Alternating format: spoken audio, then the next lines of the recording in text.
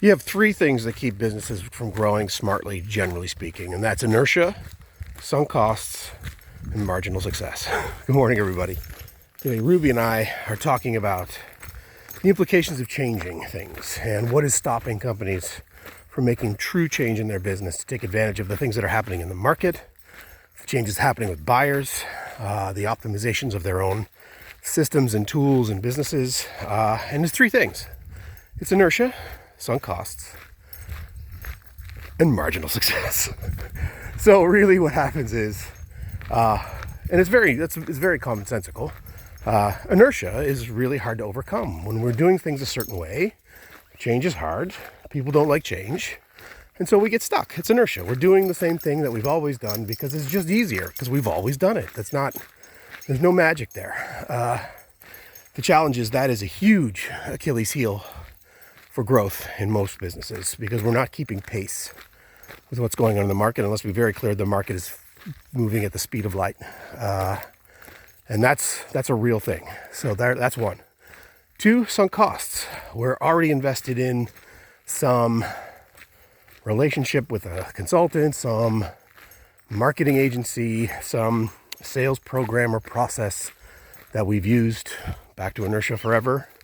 And suddenly it's really hard to shift our thinking around what else could be done, because we've invested tens of thousands, hundreds of thousands of dollars in all of that.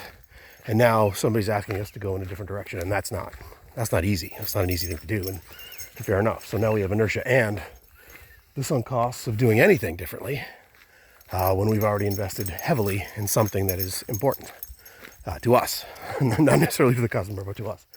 And then the third thing is marginal success. So if we are in a going concern business, well, gosh, it's way easier to say things are going okay or better or good or whatnot, because marginal success means things are not terrible. That's fairly straightforward. But that's another fallacy in the sense of, like, how much better could they be if we got things right? If we did things differently, if we spent our money differently, if we invested in different programs, if we invested in different relationships, things along those lines. So it's this trifecta of stuff that keep companies from really taking advantage of what's going on around them in the world, especially in a competitive landscape. Because if your competitors are stuck in the same three crappy things, that's a real opportunity. Can we break that inertia? Can we say, okay, we are going to go a different way?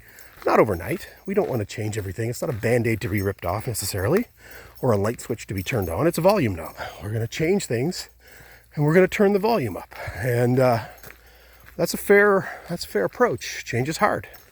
People don't like change. So let's not make that more painful than it has to be. So that's one.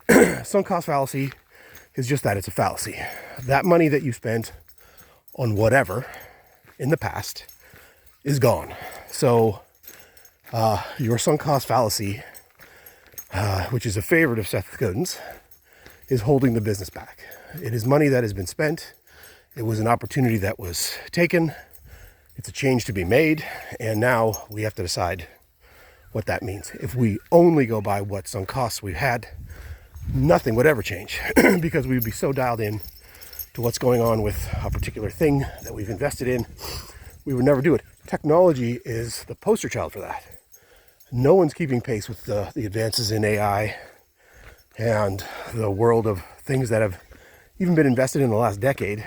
And because we haven't had to, and it's a sunk cost. I invested in System X or Tool Y or whatever.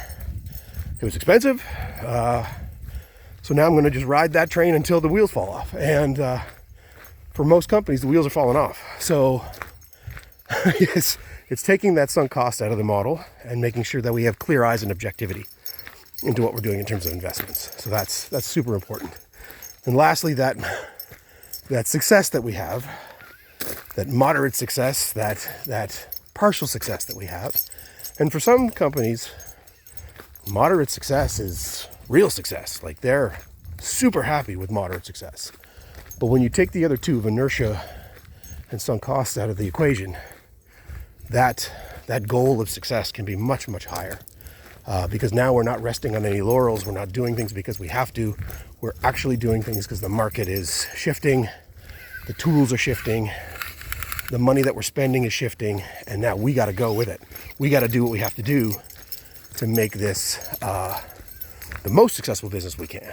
So moderate success is always going to be subjective, but it's the thing that sometimes can lead to underwhelming performance. So that's the three things: inertia, sunk costs, moderate success. So for today, Ruby says, look at your business with that lens. Are we doing things because it's always the way that we've done it, and that's not helping? Have we just over-indexed on money we've already spent? It's gone. It's never coming back. And it's time to really look with clear eyes as to how to change the business based upon the things that we need to do. And then, what is our success? Can we be way more than just moderately successful? All right, enough for today. Walking and talking with Ruby.